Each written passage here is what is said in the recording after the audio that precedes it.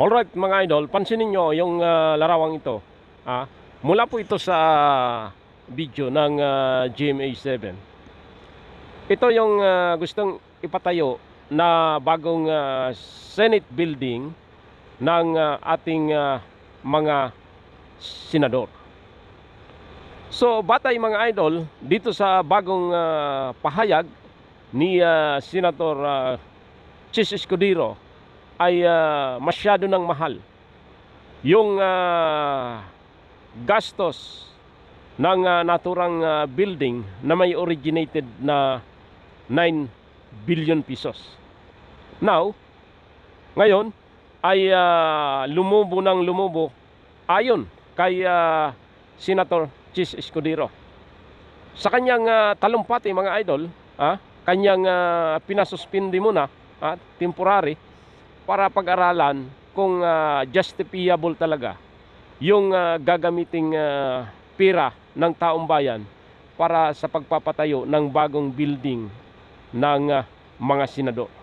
So pakinggan natin mga idol ang balitang ito kung ano ang inyong magiging saloobin.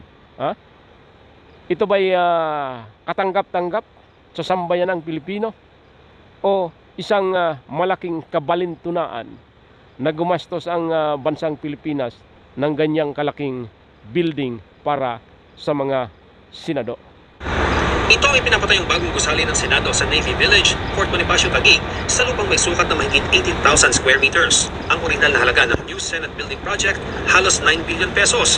Pero ngayon, pinatitigil ni Senate President Chis Escudero ang anumang construction work dito matapos madiskubreng ang gagastusin dito halos 3 beses na mas mataas kumpara sa original na budget.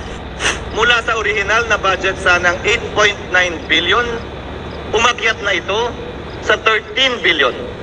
At para daw matapos ito, kailangan pa ng karagdagang 10 bilyon o sa kabuuan, 23 bilyong piso.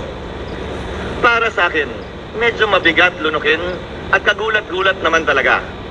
Sa flag raising ceremony kanina, sinabi rin ni Escudero na pinapaaral niya kung bakit lumobo ang halaga ng proyekto. Inutusan ko na si Senator Cayetano, base na rin sa kanyang rekomendasyon at sulat, na ipagpaliban muna anumang bayarin at gawain hanggat hindi natin nasusuri at napag-aaralan. Tama nga ba ang gastusing yan? May paraan ba para mapababa pa yan?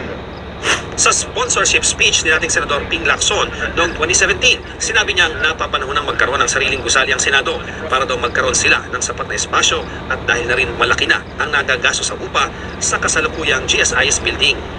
Noong 2019, pinirmahan ng Department of Public Works and Highways at contractor na Hillmarks ang 8 billion peso contract para sa disenyo at pagpapagawa ng gusali. Kapag natapos, magkakaroon ito ng 4 na tower na may tig-11 palapag at 3 basement para sa minimum parking na 1,200 na sasakyan. Pero ang sabi ngayon ni Escudero sa mga empleyado ng Senado, Nakausap ko karamihan sa inyo at nakita ninyong lilipatan ninyong mga opisina. At ayon mismo sa inyo, tila mas maliit kumpara sa ipinag-opisinahan nyo ngayon. Ba't pa tayo lumipat sa mas malaki at mas maganda kung mas maliit din pala at kulang pa rin ang espasyo? paglilinaw ni Escudero, wala siyang nakitang irregularidad bagaman nagulantang siya sa itinatakbo ng halaga ng konstruksyon. Wala akong sinasabing binibitawang akusasyon. Nais lamang naming malaman at alamin. Dahil hindi ba medyo marangya para sa panlasa din ninyo ang ganito kalaking halaga para sa isang government building? Baka ang katumbas nito ay may mga mamahaling building na at luxurious na building na makikita natin sa Makati at sa BGC. Sabi rin ni Escudero, bahala na daw si Senador Alan Peter Cayetano bilang bagong chairman ng Senate Committee on Accounts na si Senador Nancy Binay. Ang Committee on Accounts ang namamahala sa lahat ng gastusin ng Senado. Sa isang pahayag, sinabi ni Binay na nagulat siya kung saan ang galing ang impormasyon ni Escudero. Aniya, nilinaw na raw noon sa floor ng Senado ng 8.9 billion pesos ay para sa gusali mismo at hindi kasama dito ang interior, kagamitan at furniture. Kung sana daw ay nakapag-usap sila ni Escudero, nakapagbigay sana siya ng malinaw at totoong impormasyon kaysa umasa ang Senate President sa mga bulong-bulong. Sa isa ring pahayag, nilinaw ni Lacson na chairman noon ng Committee on Accounts ng DPWH ang implementing agency ng proyekto. Nagsusumiti daw ito ng mga cost estimate at pagbabago sa proyekto pero nasa Senado na raw kung tatanggapin ito. Sa pagkakaalam daw niya, tinutulan ni Binay at team nito ang 10.3 billion peso na karagdagang pondong hinihingi ng DPWH kaya ni piso daw ay walang na-award dito. Dagdag niya, Mahirap daw isiping mas maliit ang bagong Senate building sa kasalukuyang Senate office ngayon dahil pinagbigyan pa daw niya ang kahilingang isama sa plano ang 65 regional senators na ipinapanukala noon. Sinabi naman ni DPWH Undersecretary Emil Sadain, walang irregularidad sa itinatayong bagong Senate building. Hindi rin daw aabot sa 23 billion pesos ang gasto sa konstruksyon.